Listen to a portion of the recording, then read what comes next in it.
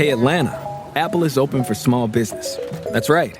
We're here to make starting and running your business simpler. With privacy and security built in on all devices, it's easy for you to protect your customers' data. And if you need hardware or software support, you'll get advice from business experts at no cost whatsoever. So you can focus more on the soup du jour and less on, the other stuff. At Apple, we're open for your small business.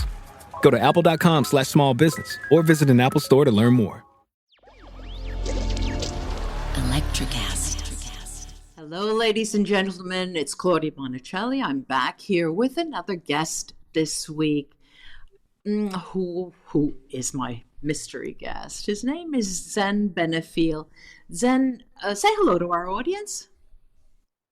Hello, audience. So great to be here, Claudia. Thank you. It's a pleasure. Zen has also been on my show a long time ago, but I thought it might be useful for both of us to catch up.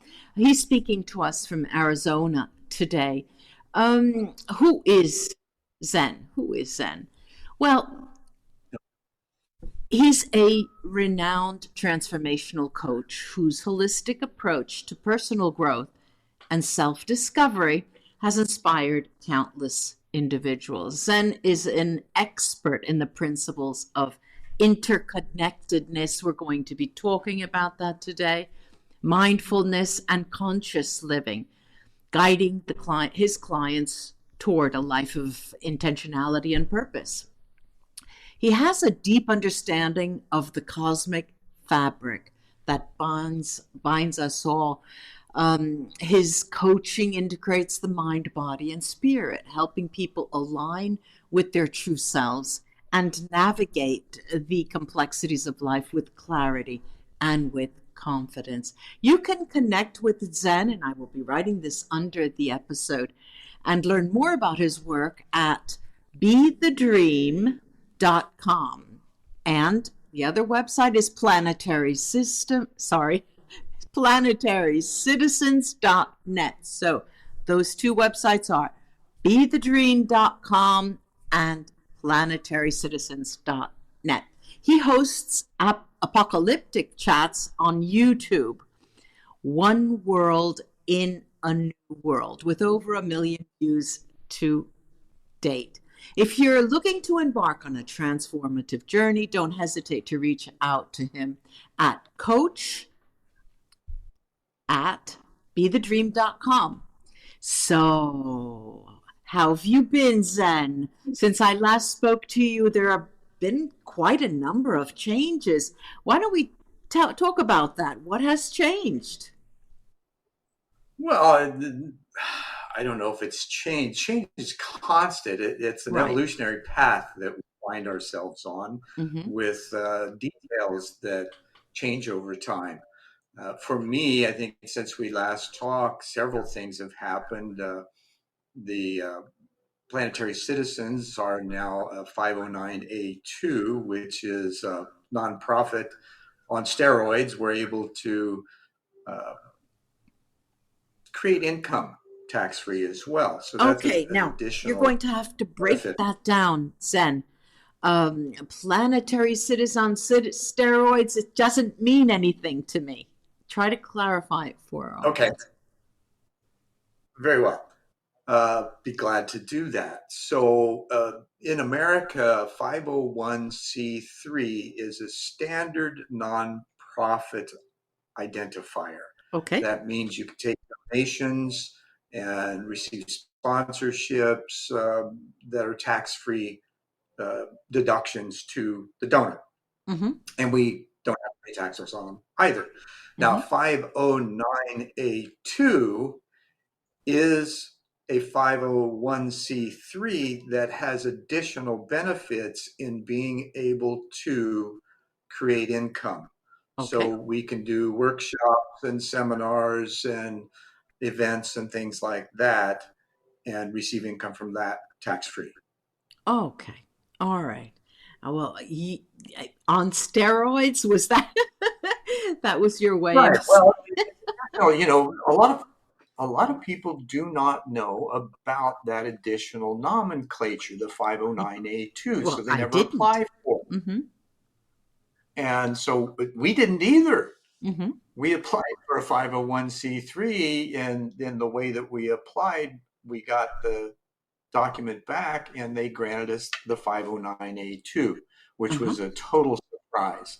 Mm-hmm. So what that tells us is that what we're doing is more important than maybe what we thought it was to begin with. Good. Right? We were talking about the interconnectedness. Right. When was this exactly? Well, we filed in August of last year, Mm-hmm. and we got the award in December. Good. Good. And this was all part of a continuing development from a global peace movement that I'm operations director of, Mm-hmm.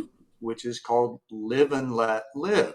Uh-huh. It's kind of in the name, the Uh-huh. live and let live. So we have two principles. There's a moral principle, which is be an excellent human, Mm-hmm. and a legal principle, which is don't aggress. And our long-term mission is to assess and calibrate the law to remove aggression.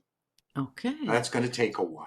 Wow. Well, of course, That aside, this begs the question, give me an example. What is the direction? What could possibly change with regards to today?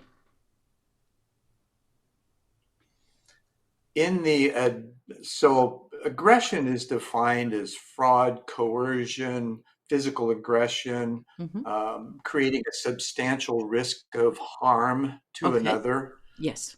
And so this would mean that it is, and a lot of laws are set up this way already. Yeah. However, when it comes to creating, uh, for instance, will governments, we have to pay taxes, Right. right? It's supposed to have been voluntary to begin with. It isn't anymore. Mm-hmm. So this is an aggression that the government has Yeah. toward individuals, Yeah. even though there's no voluntary system to make up for that. Uh-huh. That would also be included in the future development, because this is a long-term effort Uh-huh. to create change, Oh, right? And okay. abortion is another issue. So what we seek to do is bring choices down to the simplest, most convenient local level possible. Mm-hmm. So in regards to abortion, if the community decides, well, this isn't how we want to outlaw abortion Right. temporarily. Well, you can either stay there and not adhere to the law, or you can choose to move someplace else. Right. Now, when the law is congruent Mm-hmm. with being able to make your own choices and control Mm-hmm. what happens to your body, your property, your money, all of those things, then nobody else has the right to tell you what to do with that Mm-hmm. or to force you to do anything Mm-hmm. with that. That's your choice.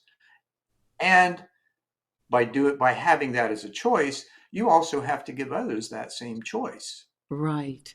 Thanks. It was very clear. Thank you so much for taking the time and specifying this in a very clear language. I appreciate that. Now I'm trying to think, how can I hop, skip, and jump to interconnectedness? Maybe it's connected. Well, the interconnectedness, here's an example of how interconnected the process was for me, because we Okay. can only talk about our own direct experience, right? Of course. To share examples. We can use others, but it's more impactful Mm-hmm. when it's happened to you Sure. personally, Sure. because you don't have to pretend Mm-hmm. about any of it, Yeah. right? So when I first started the podcast, One World, a New World, in April of 2021, I sought guests that could explore what their own inner experiences were and then how those connected to their outer lives and Uh-huh. what practical advantages they got from establishing and paying attention to Mm-hmm. that interconnection that we all have, Okay. right? Where none of us are bereft of that. We just choose to ignore it most of the time. So that was in April. In June, I launched the first show. The following January, I interviewed a local guy that was the actual founder of the global peace movement of Live and Let Live. I didn't know it at the time. I knew him as a defense attorney, and so I wanted to get his perspective from that point of view. Sure. So as soon as I mentioned the global peace movement, my whole life has been themed with harmony among people and planet from a teenager on. And I've been seeking ways to promote that in humanity. Yeah. So when he told me about this, it was like a bell got rung in me. Very nice. And so I had to pay attention to that. We met for lunch a couple weeks later, and then I had said to him that I had the skills for an executive director if he needed one. And modestly speaking. well, the funny thing is the words came out of my mouth before he even thought about it. I reflected on the words after they came out. I thought, what the heck is he doing? Right. And fortunately, he says, "Oh, okay, we've already got one, but I'll, keep that in mind." So temporarily, a month and a half later, I get a phone call. And he says, "Hey, there's a gal in Hawaii that also wants to step up as executive director. What would you think about working with her?" And immediately I thought gender balanced leadership, example of the new style. Yes, I absolutely, I'm in. And he says, "Well, you still need to meet her and find out, how you guys get along." And I just I knew. And of course, that it would work out. We had complementary skill sets, and we just really enjoy each other. And we've been working on this for now almost 3 years in preparing the foundation and the infrastructure necessary for an official launch. We haven't even officially launched yet. As I'm listening to you speak, and from an outsider, I'm going to say that I'm an outsider. Okay, I'm saying, this is political. No, it's spiritual. No, it is. Okay, so and it's very interesting. It's an interesting. It's just sense. It's beyond, it's inclusive of it all. This is the interconnectedness. Right. When we can learn, the basis that we are all missing, and this is one of the things I work with my clients, is there's this seemingly bereft exempling of simply loving and being loved. That's the core desire that we all have as human beings. Simple as that. Yes. It truly is. Now, that starts with self-love. Right. And to many, that sounds narcissistic. Well, unless we explain it, can you? Right. Well, we are told that we are less than. Every, source of information around us is telling us how to be, is saying, well, you're not good enough, you're not enough, you don't know enough. So we develop the imposter syndrome, and we show up thinking we're not enough when we actually are. We're more than enough. We all are much more than enough, of course. Absolutely. And it's suspending our belief systems that we aren't, because those are what get in the way. Right? We generally look at life from a bipolar perspective. It's either good or bad or somewhere in between. We don't see it from a place of one, where both are important, and the balance between the two is what we seek. Yes. Now, I'm going to insert myself, because as you said that, it's good or bad, it's bipolar. It's election season in the United States coming, and it just popped in. I couldn't help it, Zen. And I continue to see the question, interconnectedness, as running against a wall, a political wall, because when you say, doesn't it? Yeah. And it is, just allow me to say something. I'm an American. I'm a dual citizen, okay? Living in Europe, half of my life in the United States, half here in Italy. From the outside, it seems that there's such a large, or there used to be a silent majority. They didn't care. They didn't care about voting. And now, all of a sudden, everybody is on the right or the left. There is such the mushrooming of political talk that it's amazing. Now, let's go back to interconnectedness. Can we use the notion of unity, interconnectedness, as a campaign, uh, as campaign talk? Could that be at the basis for politicians today? Okay, I know I'm muddling your waters, but bear with me. No, really not. Okay. And the reason being, part of my, with Planetary Citizens, I also have a domain called independencearizona.com, Mm-hmm. which is the way to start a party here in Arizona. So it's Ah. got all the details that I've researched and displayed Mm-hmm. that are they're reproductions of what the state requires. Uh-huh. Okay. They don't tell you exactly how to do it. So I've put Mm-hmm. it in a very simple point, click, download, get Right. signatures, turn Mm-hmm. them in, right? So in order we know that there's a tremendous amount of dissatisfaction in our leadership across the board. Right.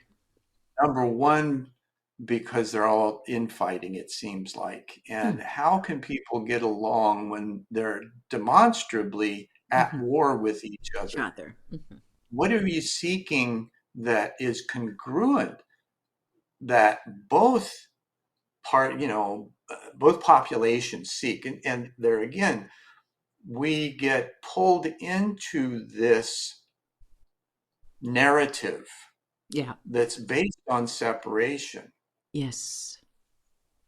and we're not smart enough yet to realize what it is and figure out, okay, we got to work together.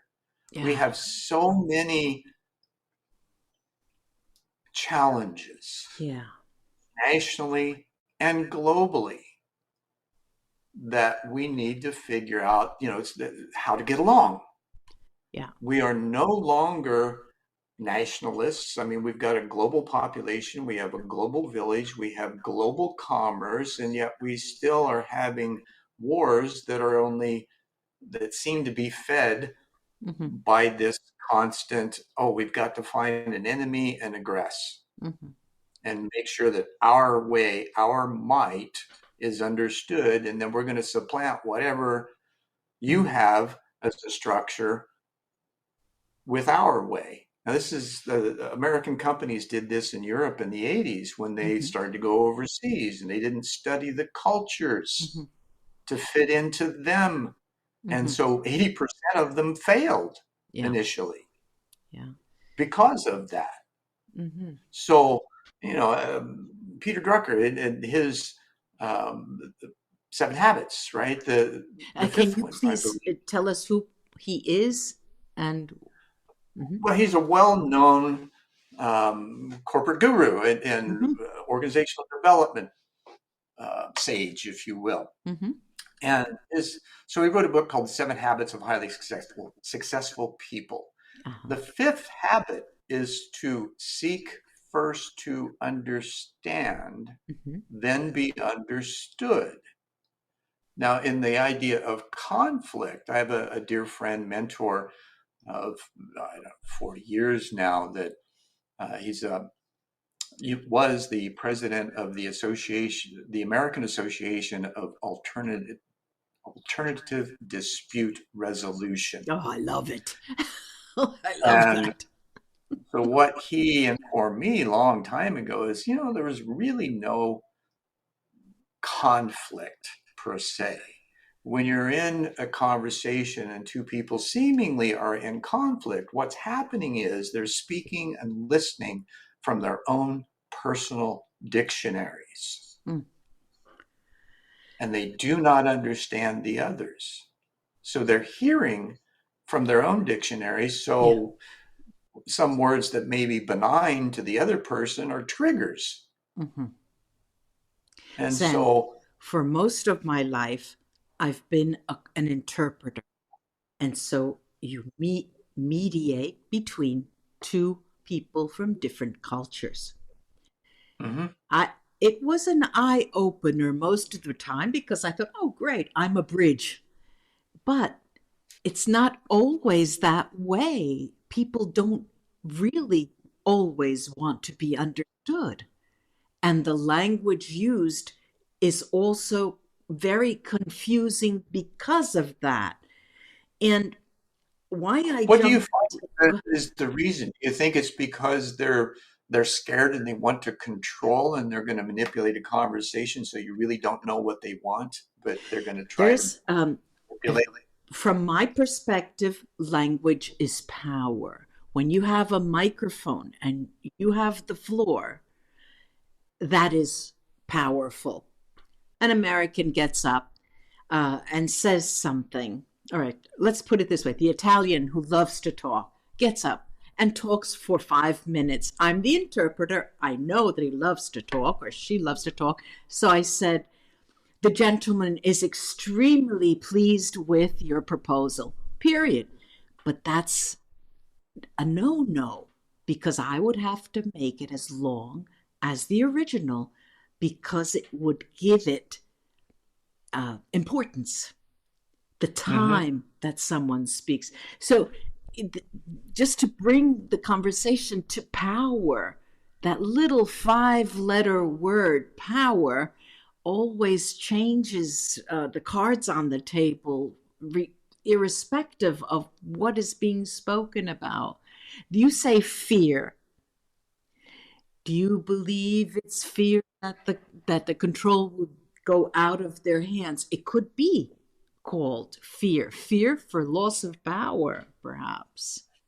Right, which means loss of control. Loss of Most control. of us, until we learn otherwise, Mm-hmm. we want to be perfect. We want to control everything around us so that it's all in accordance with our own desires and our wishes. Yes. Well, we're not islands. Yes. We're we're connected to everybody else, and we can never achieve anything by ourselves. It always takes other people to help us do that, no matter Why what it don't is. we try to explain the concept of oneness? Because for many people hearing these words, we are one. It's There's really hard to understand because you think of some kind of nebulousness. mm-hmm. Yeah. Excuse me. And in reality, everything's energy, Mm-hmm. right? Right. Quantum physics now has shared this discovery that it's all energy. Um, Dr. Irvin Laszlo is one of the pioneers. He's 90 years old now. Yes. And he started studying consciousness and then got to the place where he realized that everything is energy. Mm-hmm. And it's how we think and feel that determines how that energy is used in Yes. our behavior and our words. So this goes back to the moral principle with live and let live. Be an excellent Yes. human. How can you be your best self? What is your best self? Is I'm your thinking, best self one that's secure in who you are and the love that you understand that's available to yeah. share with others? Mm-hmm. And then how would you do that? And Yes. most of those operational factors are going to come through as compassion, kindness, Yeah. helpfulness, Yes. listening, Yes. reflecting, sure that Yes. that communication is congruent. And so these types of things enter into the conversation, and the way we behave in those conversations changes over time when we learn that controlling things usually means we're just going to screw it up that much more. Right. As you're speaking, I kept seeing the words education, education, education, as it, and then that Exactly. That's exactly what it family, is. but And you know where the word comes from mhm, and what it means. It means to draw out. mhm, So this place of oneness that we're talking about, as a teenager, I had an experience. I prayed to know what truth was. I was willing to die for it if necessary. uh-huh, And I understood things from a different perspective. I was orphaned and adopted. I mhm, saw the world as my family of one mhm, and just friends I hadn't met, right? So in this, what happened after, in answer to my prayers, I had this experience, and coming back from it, let me share just a little bit. So sure, I was asked if I was willing to die for what I believed in. mhm. Cosmic consciousness was what I settled on. I said yes. And But almost who, instantly afterwards, I when found you say myself. I was asked, who asked So you? there was a voice. It goes back to that interconnection and Okay, interconnectedness, okay, right? Um, Irvin Laszlo talks about the higher self, right, and there's an okay, operational capacity sure, there. The Vedas, which are 15,000 years old, Sanskrit poems, the Vedic philosophy, based on Vedantic philosophy, is simply we're all divine threads, incarnate, yes, connected to source, hmm, capable of God consciousness. yes, Well, what's that mean? We all have infinite intelligence available to our specific needs, uh-huh, not necessarily anybody else, hmm, right? And we need to give others the freedom to have that as well. yeah, Once that's found, though, when you learn how to ask questions internally yeah, and be quiet enough and have the patience to hmm, allow life to answer those questions, because life will. hmm, That's how it's designed.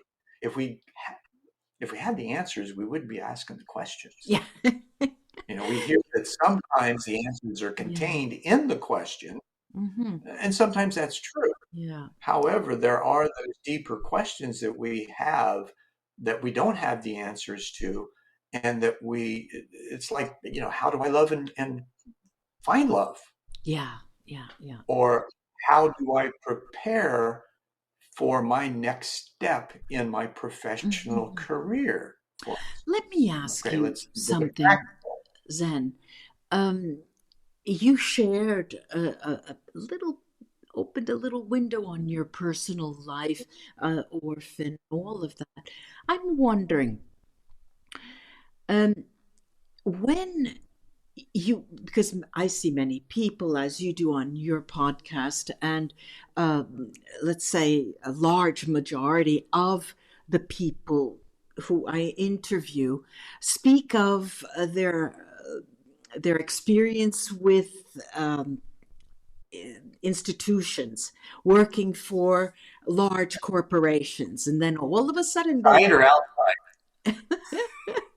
they become awakened and they change. Now, it for Right. you, what was it that uh, let the light bulb over your head turn on? Because you go back, you keep mentioning a very early age. Can you pinpoint it to a day or a period of your life or an illness or something, a person who just, Well, that experience I was telling you about, uh huh, 11/11/1975 at about 2 o'clock in the afternoon okay. Say that ish. again. Say that again. I want to hear that date. It was on 11/11, November 11th, 1975. It was a Tuesday afternoon, somewhere between 2 and 2:30. Okay. What happened?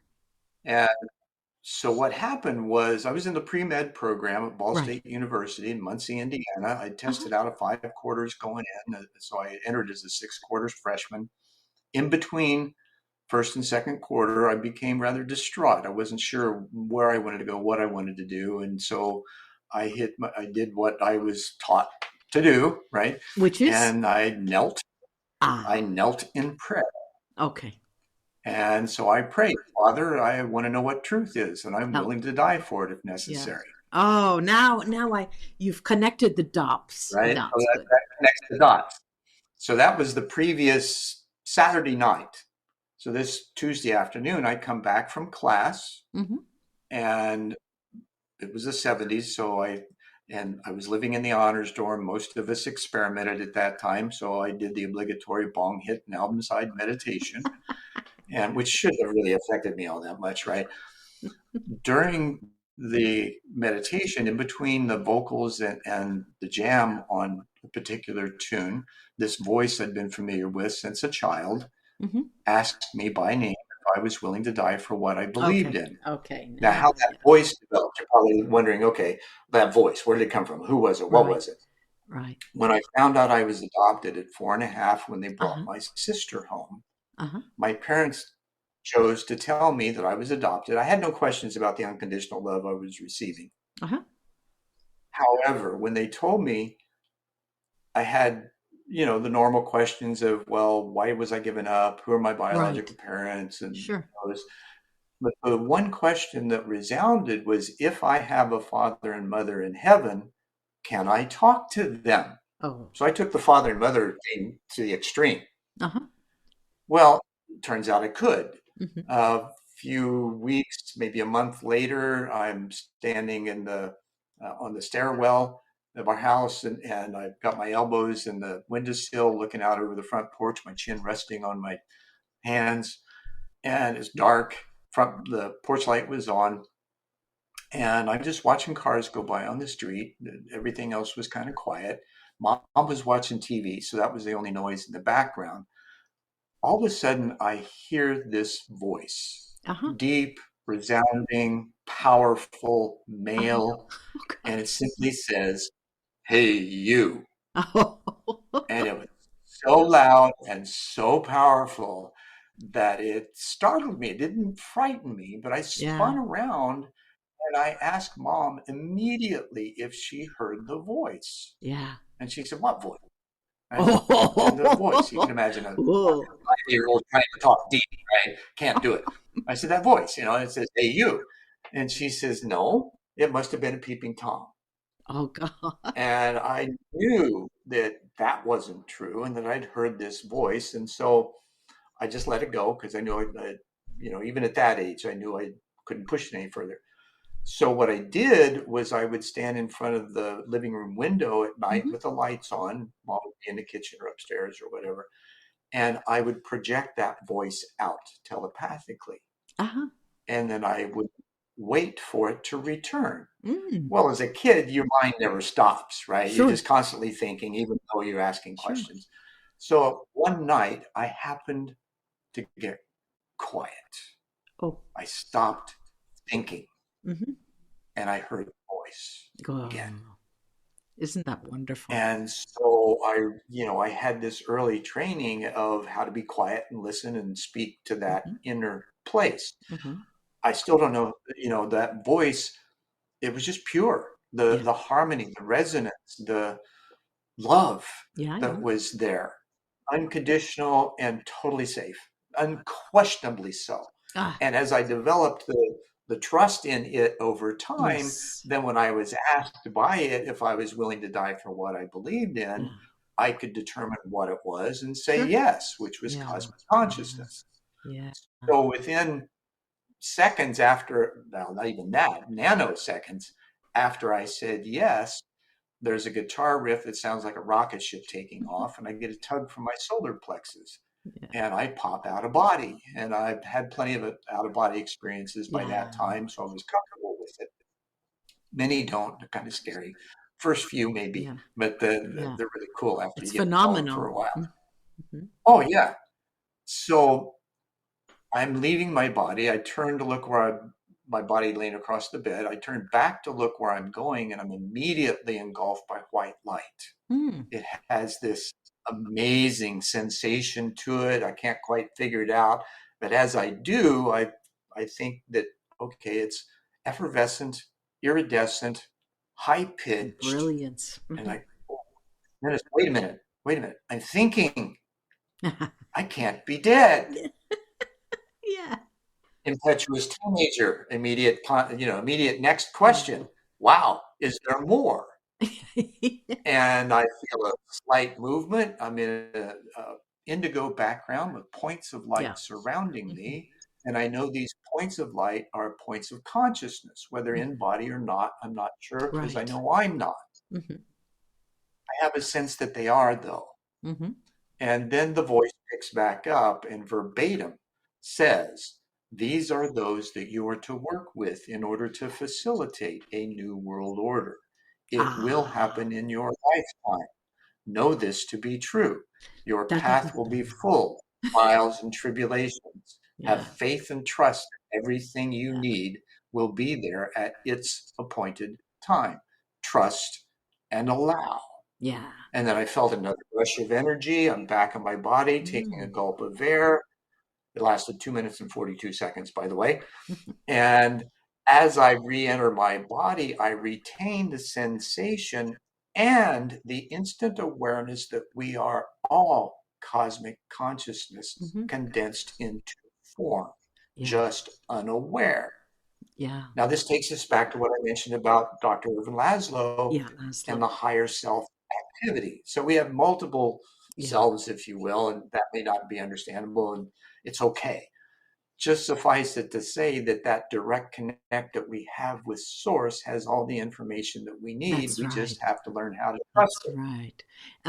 There's a lot of meat on the fire here, and there is so much to develop.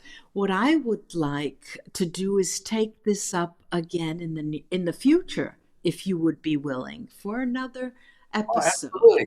Now, I do want to be clear that the New World Order, most people hear that phrase and they go, oh my God, right? They're Political. Hmm. scared that it's dominance, control, Right. political, World Hmm. Economic Forum kind of stuff. No, it's not what Hmm. I'm talking about. That's the Yeah. old world order with the new facade. Mhm. The new world order is one that's emerging from within us. Yeah. Yeah. It's this drive to bring the inner Hmm. into the outer world. And we've been bereft of ways to do that until recently because Yeah. we haven't had the backup. We haven't had science to prove it. It's Yeah. just been religion. And religions all have certain concepts and precepts, but they all still are thinking that they're separate, Yeah. right? The core of it, of all of them, is still to love and be loved Yeah. and to recognize each other as brothers, sisters, uncles, cousins. We're just one Yeah. big extended family from a creation standpoint, not necessarily from a biological standpoint. Hmm. So will you come back? That's all. We will talk again. Yeah. Just let me remind my audience that you can be found. Go take a look at his two websites, bethedream.com and planetarycitizens.net. His YouTube channel, One World in a New World. Again, Zen, thank you so Let me much. also offer this, if I can, Claudia, if I may interrupt for just a moment. Sure. Apologies. I hope you'll forgive me. No, no problem. I have a new book. It's Okay. my 38th, and it's titled Beyond Service: Next Level Leadership for a Conscious World. I'm writing Beyond Service again, then. Next Level Leadership Okay. for a Conscious World. For a conscious world. Okay. All right. I will keep that Correct. in the notes under the episode. Thank you so much. Thank you. Thank you. Thank you. All right. So I'm very happy about this Thank and you. knowing that we'll be talking in the future again. Bye bye, Very Zen. good, Thanks. Claudia. Thank you for listening. Don't forget to follow Let's Talk Soul Podcast on Instagram. Let's Talk Soul Podcast is a production of Electrocast Media. Our executive producers are Mark Netter and Peter Rafelson. If you like our show and like what you hear, please subscribe and give us a rating wherever you enjoy podcasts. And remember, stay curious, stay inspired, and never stop exploring the depths of your soul. Hi, everyone. I'm Geraldine Glass, a leader in the field of music as medicine, and I'm excited to share with you my newest release of healing sound, Pentatonic Visions, with Chris Scholler and Electrocast Records. Immerse yourself in ethereal realms where the harmonies of nature, tribal rhythms, and soundscapes blend with the crystal singing bowls. It's out now, streaming on all platforms. Ever thought about starting your own podcast? Do you have a business or a message you want to share with the world? Well, now it's easier than ever with Electrocast. Hi, I'm Mark Netter. And I'm Peter Rafelson. We're the founders of Electrocast Media. Whether you want to start a new podcast or already have one, join Electrocast to grow your audience, monetize your content, and build your community. With our simple sign-up, you get free promotion, world-class analytics, premium ads, and personal support. Go to electrocast.com and join our community today. Electrocast. Transform your influence. Electrocast.